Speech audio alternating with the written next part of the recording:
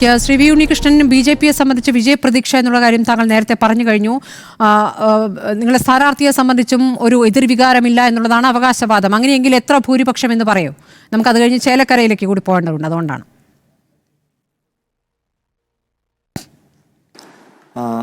സ്മൃതി, സജീഷ് ഇവിടെ ചില കാര്യങ്ങൾ സൂചിപ്പിച്ചു. തൃശ്ശൂരിലെ ബി.ജെ.പിയുടെ വിജയം, എൻ.ഡി.എയുടെ വിജയം കോൺഗ്രസും അതുപോലെ തന്നെ ബി.ജെ.പിയും തമ്മിൽ ഒത്തുകളിച്ചാണെന്നൊക്കെ അവർ. തൃശ്ശൂരിലെ സുരേഷ് ഗോപിയുടെ വിജയം ജനങ്ങളുടെ വിജയമാണ്.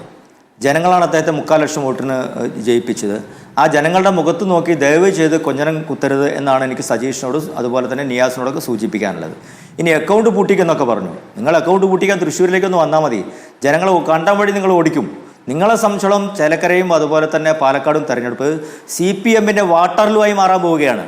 CPM കേരളത്തിൽ കാട്ടിക്കൂട്ടുന്ന അതിക്രമങ്ങളും അതുപോലെ തന്നെ മറ്റ് പരാക്രമങ്ങളും അതേപോലെ തന്നെ വ്യക്തികളെ തേജോവധം ചെയ്യുന്ന അടക്കമുള്ള കാര്യങ്ങൾക്ക് ജനങ്ങൾ നൽകുന്ന വലിയ തിരിച്ചടിയായിരിക്കും പാലക്കാട്ടെ വിജയം എന്ന കാര്യത്തിൽ സംശയമൊന്നുമില്ല.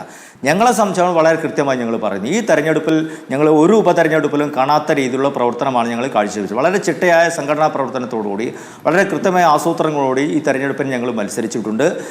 ജനകീയനായ സ്ഥാനാർത്ഥിയാണ് ഞങ്ങളുടെ മുന്നിലുള്ളത്. ആ ജനകീയനായ സ്ഥാനാർത്ഥിയെ സംബന്ധിച്ചോളം വളരെ വലിയ അംഗീകാരം ലഭിച്ചിട്ടുണ്ട്.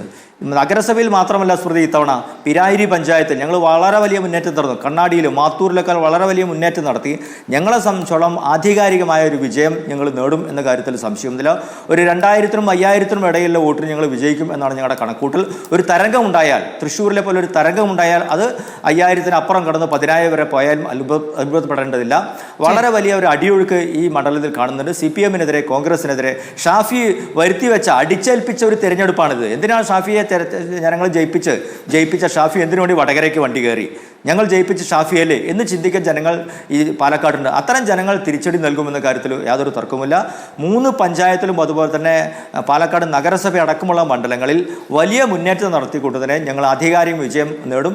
7 മണിക്ക് ടിവിയുടെ മുന്നിൽ നിങ്ങൾ ഇരുന്നാൽ മതി. ഞങ്ങൾ എല്ലാ തരത്തിലുള്ള സന്തോഷ പ്രകടനങ്ങൾ തയ്യാറെടുപ്പുകൾ നടത്തി കഴിഞ്ഞിരിക്കുകയാണ്. ആധികാരികമായി കേരളത്തിൻ്റെ നിയമസഭയിൽ ഇത്തവണ നിങ്ങൾ പൂട്ടിച്ച അക്കൗണ്ട് പാലക്കാട് വഴി കൃഷ്ണമോഹറിൽ തുറക്കുകയും ചെയ്യും.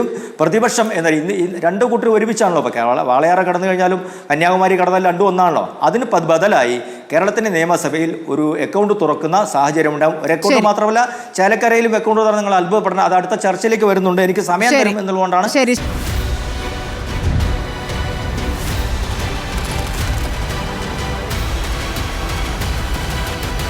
ഡിബേറ്റ് വിത്ത് സ്മൃതി പരുത്തിക്കാട്.